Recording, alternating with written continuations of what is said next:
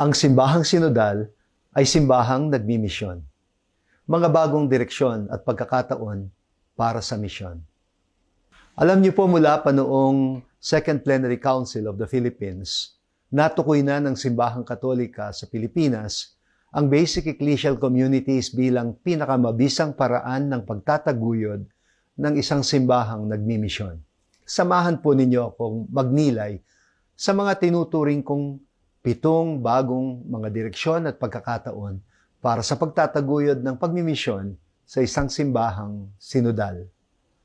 Ang question natin ay ganito: anong mga bagong direksyon at pagkakataon ang nabubuksan para sa pagmimisyon ng simbahan sa kasalukuyang panahon? Number 1, una sa lahat, ang mabigyan ng bagong direksyon ang mga tradisyonal na parokya natin mula sa mga parokyang nasa maintenance mode tungo sa parokyang nagmimisyon.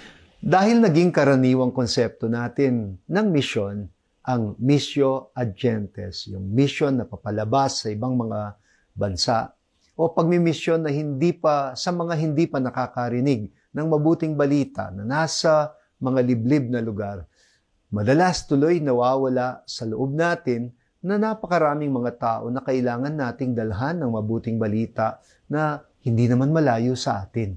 Baka nasa paligid lang natin, sa mga gilid-gilid, sa mga tinatawag na laylayan ng lipunan, lalo na ang mga taong parabang tinuturing na etsapuera sa mga modernong lipunan.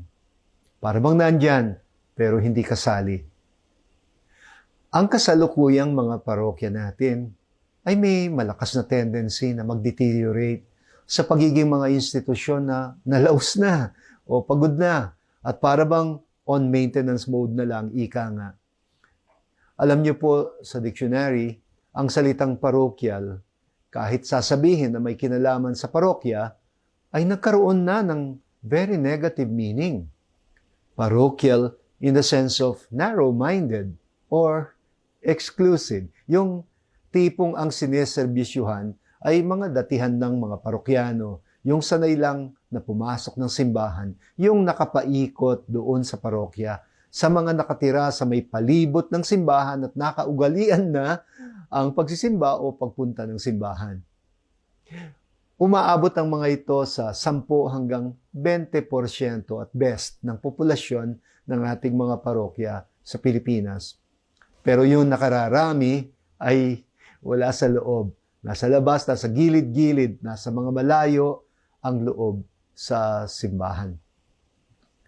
Ang pagbaling ng atensyon ng simbahan sa kanila ay isa sa mga hamon sa ating mga parokya sa Pilipinas. Kaya nga, ang imbitasyon ni Pope Francis sa atin nung dalawin niya tayo noong year 2015 ay ang kusang loob na lumabas daw tayo para makaabot din ang mabuting balita sa mga nasa laylayan ng lipunan.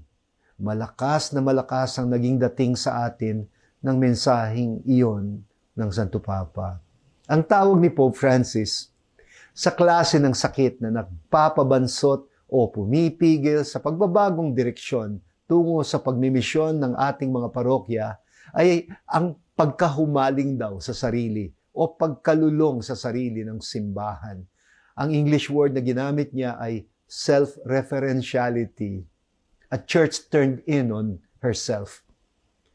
Kapag nababawasan na ang clericalistic attitude ng kaparian, mas lalong lumalakas ang partisipasyon at pakikimisyon sa simbahan.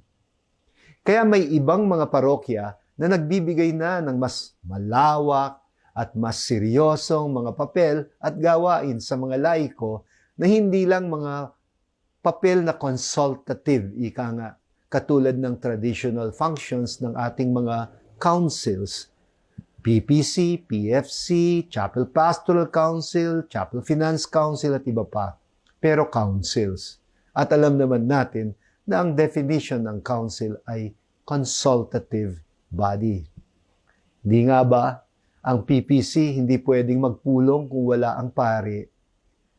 Tandaan, kumukonsulta lang ang pare sa kanila. Pero sa mga mas abanting mga parokya na nagbibigay na ng executive roles and functions sa mga laiko, hindi na sa pari lamang nakasalalay ang pakikilahok ng mga laiko. Kung ang mga planong pastoral ay aprobado na ng Parish Pastoral Council kasama ang parish priest, pwede nilang pagpulungan ang implementasyon ng mga plano kahit hindi nakasama ang parish priest. Kaya nga, sa mga tradisyonal na parokya, di ba dati, mandated organizations lang ang tawag natin sa mga grupo ng lay volunteers dahil ano man ang gagawin nila, kailangan mandated lang. Yun lang mandated by the parish priest. Katulad ng maglinis ng simbahan, maglaba ng kasulya, dumalo sa mga may sakit, magpagpag ng alikabok sa mga upuan, etc. Pero sa mga parokyang oriented na sa layunin ng Second Plenary Council of the Philippines na renewed integral evangelization, mas involved na ang mga lay people sa mga pastoral assemblies, pati na sa pagtukoy sa mga pastoral na priorities ng parokya at pagpaplano ayon sa mga nasabing mga priorities, gayon din sa implementation, paglalaan ng pondo at evaluation ng mga plano. Akmang-akma ito sa panawagan ni Pope Francis para sa pagtataguyod sa isang simbahang mas sinodal sa ating mga parokya. Dumako tayo ngayon sa ikalawa, ang pagbubuo ng mga munting pamayanang Kristiyano na nagtataguyod ng basic human communities, BECs that promote BHCs, o mga pamayanang makatao at bukas din sa hindi karelihiyon. Isa sa mga malaking hamon sa pagbubuo ng mga BEC sa mga urban poor areas ng aming diocese ay ang lumalakas na individualismo sa mga maralitang tagalungsod. Karaniwan na rin kahit sa mga urban poor ang magkanya-kanya na manatili silang parabang estranghero sa isa't isa kahit magkakapit-bahay, kahit magkakalapit, hindi magkakakilala. Iba kasi ang takbo ng buhay sa syudad. Napaka-busy nila sa hanap buhay. Kailangan makaraos dahil survival mode sila. Sa buhay syudad, marami sa kanila hindi lang isa ang trabaho at madalas palipat-lipat sila hanggat maaari malapit sa pagtatrabahuan o kung saan mura ang renta ng tirahan. Ang isa pang nagiging dahilan ay ang pagiging dayuhan sa usapin ng kultura sa mga bagong pamayanan at sa mga barangay kung saan sila nakikipanirahan. Hindi ganoon kadali na makipag-integrate sila sa mga kapwa residente, kahit kapwa Pilipino, dahil may pagkakaiba ng pinagmulan, kinalakihan, kaugalian, salita, kalagayan at maraming iba pa. Para ba silang mga halaman na binunot mula sa kanilang mga lupang tinubuan, mga baryo, barangay, isla, probinsya o ibang rehiyon ng Pilipinas. Ang common denominator lang nila ay ang pagiging maralita para makipagkaisang diwa sa mga bagong kapitbahay o mga bagong kabarangay.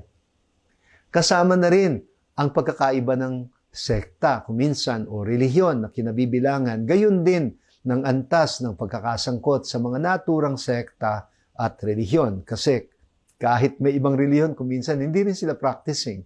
Kuminsan kahit sa ibang mga kapwa Katoliko ay parang malayo ang loob nila dahil sa kani-kaniyang mga nakagisnan na kaugalian. Marami nga sa kanila kahit Katoliko ay parang kakaunti lang ang exposure sa Catholic faith. Sila yung mga tipong mas komportable sa mga popular religious practices, katulad ng mga devotions sa mga santo at paniniwala sa mga maligno, aswang, pamahiin, at iba pa. Mga binyagang Katoliko baga, pero meron silang sariling paraan ng pagsamba sa kani-kanilang mga tahanan na laging may altar para sa mga paboritong santo, madalang lang sa kanilang masanay magbasa ng Biblia at makilahok sa gawain ng Santa Iglesia. Ang ating mga BEC ay hindi pa siguro natin matuturing ang mga ecclesial communities or even Christian communities kung hindi pa sila nasasanay na makipamuhay at magtaguyod ng mga communities na bukas din sa mga hindi Katoliko o hindi karelihiyon. Kung ang objective talaga ng BEC ang maging tagapagtaguyod ng pagbabago sa ating lipunan, o di ba dapat lang na sila'y matuto rin na magtaguyod ng basic human communities? Ibig sabihin hindi limitado ang pakikilahok sa kapwa Katoliko lamang, lalo na kung hindi pa bukas sa mga taong iba ang kanilang mga paniniwala sa kanila pagdating sa usapin ng relihiyon. Ang mga BEC na medyo ugaling Katolikong sarado ay mauuwi din sa parokyalismo na hindi pa rin handang lumabas sa sarili. Lagi ang hamon ni Pope Francis lumabas sa sarili. Ganyan ang madalas maging kalakaran sa mga parokyang tumatanda na at pagod na. Magpapaikot na lang sa nakasanayan, paulit-ulit na lang. More of the same. Hindi na sila magiging instrumentong tagapagbago, maging sa simbahan o sa lipunan.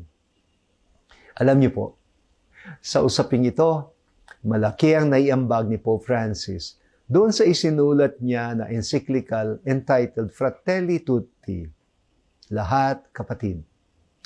Madalas nating marinig sa Santo Papa ang paghimok niya sa mga Katoliko na maging tagapagtaguyod ng tinatawag niyang solidarity at social friendship, panlipunan na pakikipagtulungan at pakikipagkaibigan. Ano pa nga ba ang mas mabisang paraan ng pagtataguyod ng ganitong diwa kaysa dun sa pagtutok sa mga ipinagwawalang bahala o mga hindi pinahahalagahan sa ating lipunan? Sino pa ang mas nasa posisyon na manguna sa pagdidisenyo ng mga mas mabuti at mas makataong lipunan, kundi yung mismong mga isinasantabi sa lumang sistema? Dumako na po tayo ngayon sa pangatlo. Mula sa mga simbahang tumatanggap ng misyonero o mini-misyonan tungo sa simbahang misyonero o simbahang nakikimisyon. Alam niyo po, bukod sa maraming mga Pilipinong miyembro ng mga misyonerong kongregasyon ng mga relihiyoso at ngayon ay napapadala na sa ibang mga bansa, pati na yung mga bansa sa Europa, Amerika, Australia, New Zealand, sa mga dating Katoliko pero nanlamig na sa pananampalatayang Kristiyano, importante ho na kilalanin din natin ang kontribusyon ng mga milyon-milyong mga Katolikong migrante, mga OFW, na napapadpad sa iba't ibang mga bansa sa mundo. Sila ang nakapagbubukas ng mga bagong sitwasyon ng pagmimisyon ad gentes. Pabiro pa nga silang tinawag ni Pope Francis na smugglers of the faith o contrabandistas de la fe noong pinagmisa niya ang mga Pilipino sa Roma sa okasyon ng 500th Year of Christianity. Kung dati-rati ang mga kilala nating misyon ay pinangungunahan ng mga misyonerong kongregasyon ng mga relihiyoso, ngayon sa mga OFWs marami na rin ang mga Pilipinong Katoliko at laiko na sumasabak sa gawain ng pagmimisyon kahit hindi naman yun ang pangunahing layunin ng kanilang pangingibang bansa bilang mga migrante o OFWs.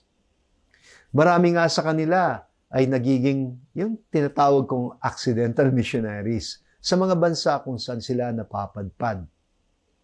Ang mismong tahimik na presence nila at paglilingkod sa mga bansang pinagtatrabahuan nila ay nagiging isang malakas na anyo ng patutuo sa mabuting balita. Evangelizing without even attempting to do it. Walang pinagkaiba ang mga Hudyo sa diaspora sa ating mga OFWs.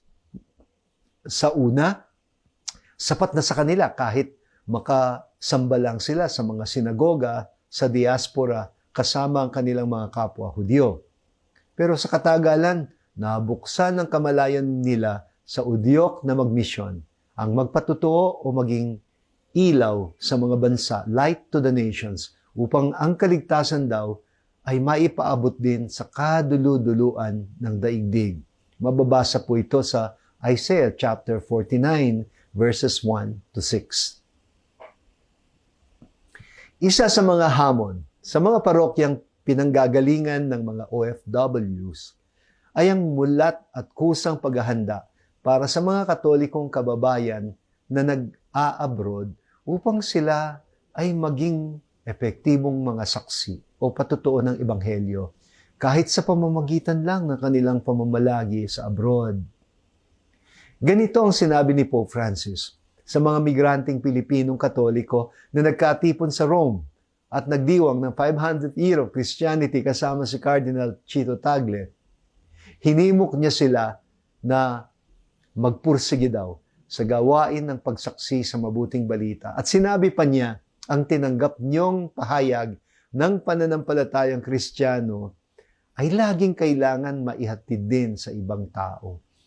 Pinaliwanag din niya kung paanong ito ay nagagawa sa mas konkretong paraan sa pamamagitan ng ating pagkalinga sa mga sugatan at sa mga nasa laylayan ng buhay.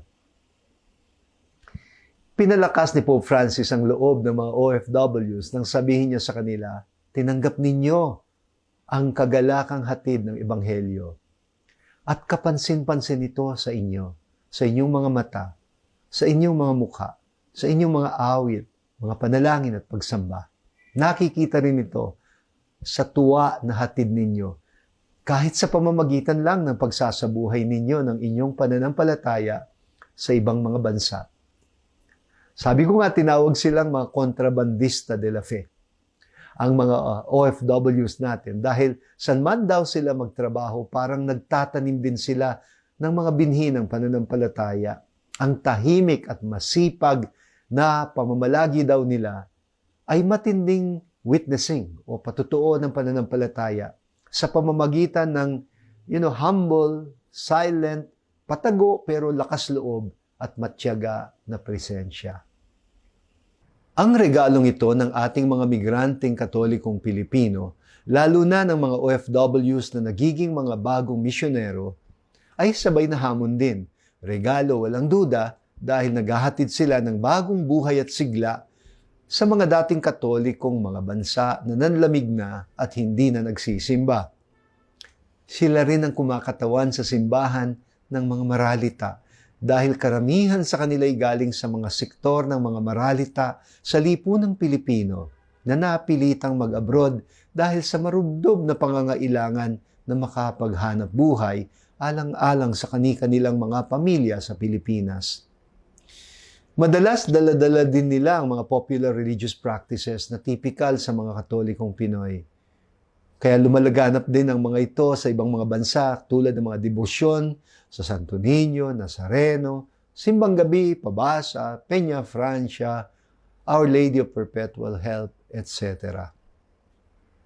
Sabi ho ng isang estudyanteng nag-doctorate ng theology sa ibang bansa, ang mga OFWs daw ay sabay na mga may regalong baon at mga bagahing bitbit na dala-dala bilang mga estranghero sa mga bansa kung saan sila napadpad. Ang pagmimisyon ng ating mga OFWs ay hamon din ayon kay Pope Francis dahil kadalasan ang mga Katolikong OFW ay wala man lamang preparasyon para gumampan ng papel ng pagmimisyon. Kaya isa sa mga pangarap ko bilang bishop ng aking diocese ay ang mapag-igihan pa ang formation ng mga lay people sa pananampalatayang Kristiyano kahit sa pamamagitan ng mga BECs sa mga urban poor areas dahil marami sa mga tipong magiging OFWs na nagiging accidental missionaries ay galing naman talaga sa kanila. At dumako na po tayo ngayon sa pang-apat. Mga bagong paraan ng pagmimisyon sa mga katutubo. At ito ang pagtatalaban ng mga kultura. Tinuturuan din tayo ng bagong sitwasyon ng pagmimisyon sa mundong post-kolonyal at post-conciliar na magbago rin ang pananaw tungkol sa gawain ng ebanghelisasyon. Bago isipin ng misyonero na ang kanyang gawain ay dalhin ng Diyos sa mga hindi Kristiyano, aba, mahalagang matutunan muna niya na hanapin ang Diyos na naroon na sa piling nila. Bukod tanging sa matabang lupa ng mabuting kalooban, pwedeng tumubo ang mga binhi ng mabuting balita. Di nga ba sinasabi yon sa unang kantang Pasko, luwalhati sa Diyos sa kaitaasan at sa lupa'y kapayapaan sa mga taong may mabuting kalooban. Kung dati-rati bukang bibig natin, enculturation, na para bang ang faith ay dinadala sa mga bagong kalagayan na walang pinaglagyan, ngayon natutuklasan na natin ang mas epektibong paraan ng pagmimisyon sa pamamagitan ng intercultural dialogue o pagtatalaban ng mga katutubong mga kulturang nagbigay ng anyo sa pananampalataya. Ang dialogue of cultures, ang dialogue ng kultura ay nakapagpapayaman hindi lang sa dinadalhan ng mabuting balita, kundi pati na rin sa mga nagdadala nito. Ang uri ng pananampalatayang Kristiyano na tumubo sa lupa ng kulturang Pilipino ay bunga ng mahabang proseso ng pagsasalubungan ng mga kultura ng katutubo at ng kulturang pinagmumulan ng banyagang misyonero na nagdala ng pananampalatayang Kristiyano sa kanila. Nagugat ito sa katutubong kultura at diwa at umusbong upang maging isang klase ng pagpapahayag ng Kristiyanong pananampalataya na bukod tanging atin o nagiging sariling atin. Appropriation, ika nga sa English. Para bang nagkaroon ng bagong hugis at anyo o nagkakatawang tao sa bago at katutubong kamalayan. Ang makataong paraan ng ebanghelisasyon ay laging bukas sa pagtatagpuan at pakikipagkapwa na laging may respeto, may paggalang sa kulturang kinapapalooban ng bawat isa ang naghahatid at ang hahatdan. Magaganap lamang ang pag-usbong ng binhi ng mabuting balita sa matabang lupa ng mabubuting kalooban, ang pagkilala na ang estranghero ay maaaring maging isang kaibigan na sa pamamagitan ng kusang pagbubukasan ng mabuting kalooban, pwedeng magkakilalang magkabilang panig upang ang dating iba ay maging hindi na iba at ituturing na nakapwa. Na ang bawat kapwa-tao, anuman ang pinanggalingan kapag nagsumikap na magpakatao at makipagkapwa-tao, ay pwedeng lumabas ang likas na kakayahang magmahal, kumalinga at magmalasakit. Kaya nasabi ko sa simula na sa makataong paraan ng ebanghelisasyon, bago natin hangaring dalhin ang Diyos sa iba, dapat muna tayong magkaroon ng kababaang loob na matagpuan ng Diyos na nasa piling na nila. Bawat tao naman ay created in the image and likeness of God. Hindi ba? Bahagi nito ang paglalaan ng espasyo para makita ang pinagmumulan ng bawat isa, tama man o mali, sa kanilang sariling paraan. Ano pa ba ang paraan ng isang katutubo na maunawaan ang pinahahayag ng dayuhan, kundi ang tingin ito mula sa kanyang sariling karanasan o mula sa kanyang sariling abot-tanaw at katutubong kultura?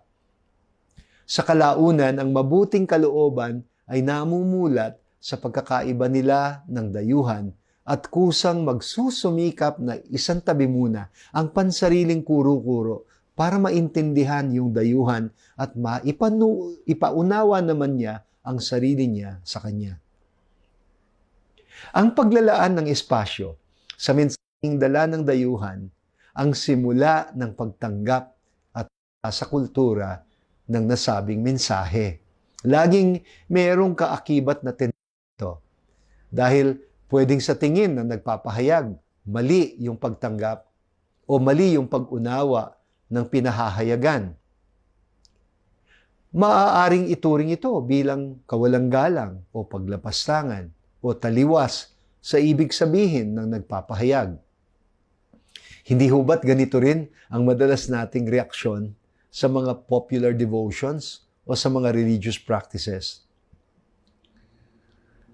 Ang ganitong mga pakikipagkapwa-kalooban o dialogue of cultures ang nagiging daan para sa pag-usbong ng mga bagong anyo ng pagtanggap at pagsasakultura ng pananampalataya. Ngayon ho, dumako na tayo sa panlima. Ang pag-usbong ng mga new ministries na relevant sa kasalukuyang kalagayang pastoral. Alam niyo ho, sa mga parokyang nananatili sa maintenance mode, walang magbago sa mga traditional ministries, lalo na ng mga na lay people. Sa totoo lang, malaking bagay na nga na sa kalagayan matapos ang Vatican II, nasasanay na tayo na gamitin ang salitang ministry para tukuyin ang iba't ibang uri ng paglilingkod na naiaambag ng mga lay people na nakikilahok na sa gawain ng simbahan. Dati-rati kasi, halos exclusive ang intindi natin sa ministry. Lagi may kinalaman sa mga paraan ng paglilingkod ng mga ordained people tulad ng bishops, priests, at deacons. Dati-rati, ang mas tanggap na salita para sa papel na ginagampanan ng mga volunteers na laiko ay apostolate. Well, basically pareho din naman. Pero bakit ba ayaw i-apply noon ang word ministry ng mga people? Ang karaniwang classification ng mga ministry sa organizational structure ng mga parokya ay ayon sa tatlong aspects ng mission ng Panginoong Hesukristo bilang priest, prophet, and king. Ang mga ministry na nakapaloob sa tatlong komisyon: worship and liturgy, education, lay formation, social service and development or social action. Parang mga kahon na naghihintay na mapunuan ng mga pangalan ng mga lay volunteers. Madalas mangyari na may mga lay people na naa-assign sa mga ministry na hindi naman talaga kailangan o ministries na hindi na relevant, mga mistulang dekorasyon na lang sa organizational chart. Maraming beses na ako nabigyan ng opportunity na may paliwanag sa mga volunteers na lay people sa mga parokya na ang pinagmumulan ng ministry ay mga gifts of the Holy Spirit, charisms, sa mga pamayanang Kristiyano sa pamamagitan ng mga miyembrong binyagan. Kahit kinikilala pa rin natin ang marami sa mga traditional na ministries na naging institusyon na sa ating simbahan, mahalaga pa rin na mahalaga ang patuloy na pagpapanibago ng Espiritu Santo sa pamamagitan ng mga bagong mga kaloob, new gifts na kailangan ng simbahan sa konteksto ng nagbabagong panahon. Siyempre, habang nagbabagong panahon, nagbabago din ang mga pagtugon natin bunga ng mga kaloob ng Espiritu Santo. Ito ang laman ng madalas nating dasalin sa Espiritu Santo, di ba? Fill the hearts of the faithful and kindle in them the fire of your love. Send forth your Spirit and they shall be created and you shall renew the face of the earth. Ibig sabihin, kapag may mga bagong paraan ng paglilingkod na kailangan at mukhang wala pang mga ito sa community, dapat handa tayong tumugon sa pangangailangan sa udyok ng Espiritu na gagabay sa atin para tukuyin ang mga kaloob niya at lumikha ng mga bagong ministries para sa ikabubuti ng nakararami. Mangyayari lamang ito kung sensitive ang pamayanan sa mga galaw ng Espiritu.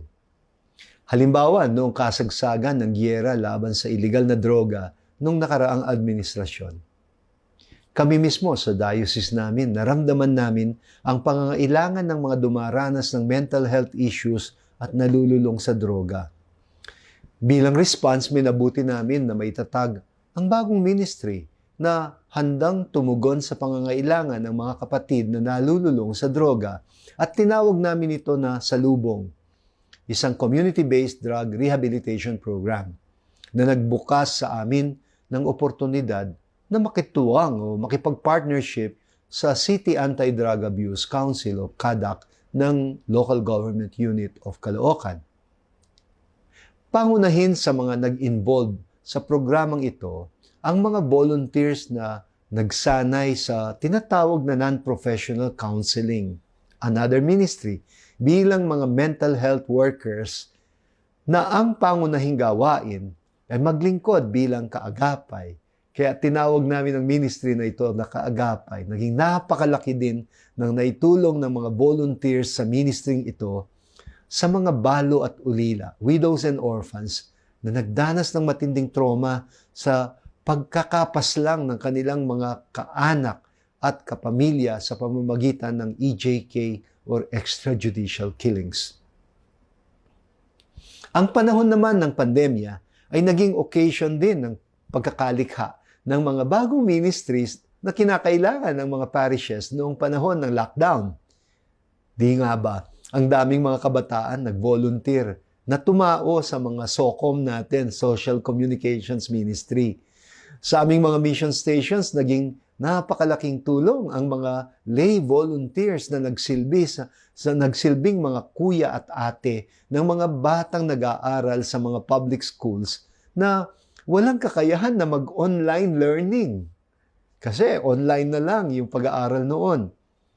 Naging daan din ang pandemya sa pagkakatatag ng healthcare ministry na naging katuwang ng mga mental health volunteers na nagbukas ng mga opportunities para psychological first aid sa mga dumaranas ng anxiety disorder at depression. Sa gawain naman ng social action or social service and development, nabuksan ang mga bagong ministries na may kinalaman sa pagkalinga sa mga batang lansangan, children in conflict with the law, o mga taong walang dokumento, mga Pilipino pero hindi rehistrado o walang birth certificate. Ministry din ho yun. Isa pang aspeto ng social action na umusbong sa mga parokya ay nakapaloob sa mga social action ministry at ito ay ang ecology ministry. Salamat sa inspirasyon ni Pope Francis at ng dokumentong Laudato Si. Dumami ang mga volunteers sa bagong ministry na ito na nagtataguyod ng mga advocacies ng simbahan para sa kapaligiran at kalikasan katulad ng Ecological Solid Waste Management Program. Mga programang nag-iingat sa mga watersheds natin, sa mga kagubatan, tubigan, pati na rin sa pagpapababa ng carbon footprints at pagsuporta sa malinis at renewable energy. Dumako tayo ngayon sa pang-anim. At ito ang lay empowerment sa pamamagitan ng mulat na pakikilahok sa pagpapabago sa lipunan, sa pamamagitan ng pagpractice ng laiko ng kani-kanilang mga propesyon bilang pakikilahok sa vocation and mission ng simbahan sa daigdig. Alam niyo po sa kalagayang post-colonial, malaki na ang ipagbabago ng ating pag-unawa tungkol sa mission sa simbahan. Kasi dati-rate, medyo pag sinabing mission, parang pangungumberte o proselytismo. Tungo sa ang dating approach natin, ngayon nagbago na. Tungo sa renewed evangelization na nakatuon sa the whole human being. Hindi lang siya about the spiritual aspect. Ito na ang naging direksyon ng PCP2. Tinatawag tuloy nating renewed integral evangelization. Hindi na katulad ng dati. Ang misyon ngayon, hindi nagawain lamang ng mga members of mga congregations ng mga missionary religious. Ang mission ay bahagi na ng pagiging simbahan mismo. Hindi nga tayo sambayanan ng mga alagad at sugo kung hindi pa tayo nakikilahok sa gawain at misyon ng simbahan.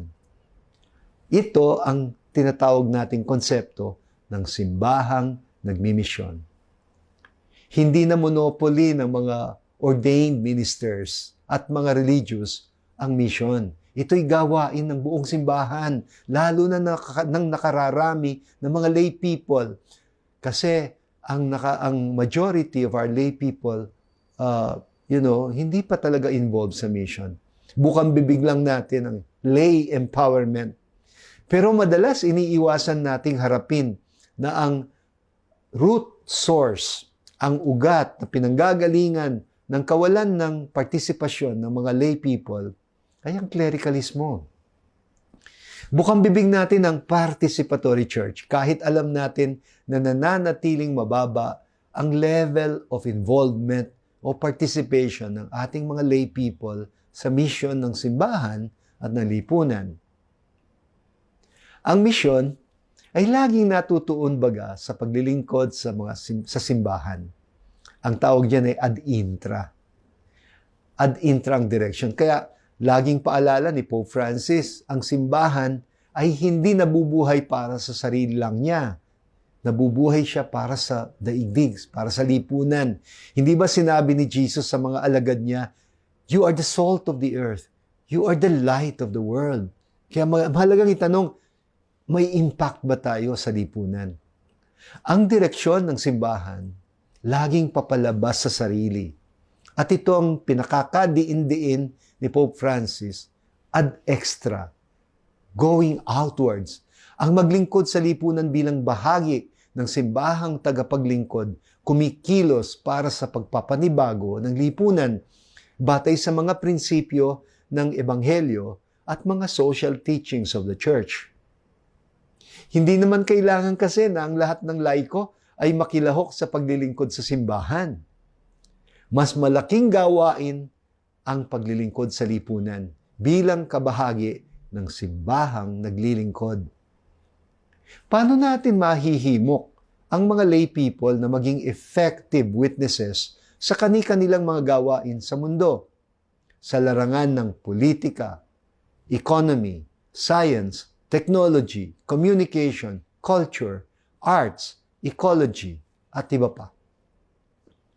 Isang importanteng aspect ng bagong sitwasyon ng mission ang pagtataguyod ng mga renewal movements o mga ecclesial movements batay sa propesyon. Mga Catholic Lawyers Guild, mga healthcare professionals, mental health workers, accountants, businessmen, educators, builders, Catholic labor leaders, farmers, entrepreneurs, etc. Kasama na rito ang adhikain na ma-evangelize din natin ang politics. Magtaguyod ng mga bagong anyo ng involvement in politics, batay sa principle of the common good at ayon sa social teachings of the Church. Mga good developments na nangyari nung previous election ay ang pagbubuo ng mga circles of collective discernment na layunin ang mag-build ng consensus at magabayan ang mga mamamayan sa pagboto ayon sa informed conscience. At ngayon, dumako na tayo sa last point, number 7, ang mga bagong larangan ng misyon na binuksan ng pandemya. Marami hong binuksan na bagong mga larangan ng misyon ang pandemya. Tumimo sa kamalayan ng marami ang matinding salot na pwedeng ikamatay ng marami dulot ng simpleng viral mutation. Lumakas ang ating malasakit sa ating kapaligiran, sa ating kalikasan. Natuto ang mga parokya na gumamit ng digital technology para maabot ang mga tao noong panahon ng mga lockdown sa pamamagitan, for example, ng online live streaming ng mga masses, mga Zoom meetings para sa mga gawaing pamparokya, at paggamit ng social media platforms. Merong sumikat noon na meme, sabi daw ng demonyo, "I have succeeded in closing down your churches. Ha ha ha." At ang sagot daw ni Jesus ay, "Oh, but I have succeeded in opening a church in every home." Ngayon, pati ang mga dating nalayo na ang kalooban sa simbahan, nagkakaroon ng bagong access. Kahit tinatawag pa natin itong virtual. Because of the digital continent, it's a new space for evangelization. Nasa atin talaga kung paano natin gagamitin ang technology. Merong mga bagong pintuan at bintana na nabubuksan. Marami ang bumalik sa pagsisimba, sa pananalangin, sa pagbasa ng Biblia at pagsasaayos na muli ng buhay, sa pagpapahalaga sa buhay, sa pamilya at muling pagtuklas sa importansya ng pananampalataya at spirituality para sa kalusugan di lang ng katawan, kundi kalusugan din ng isip at ng kaluluwa. Conclusion.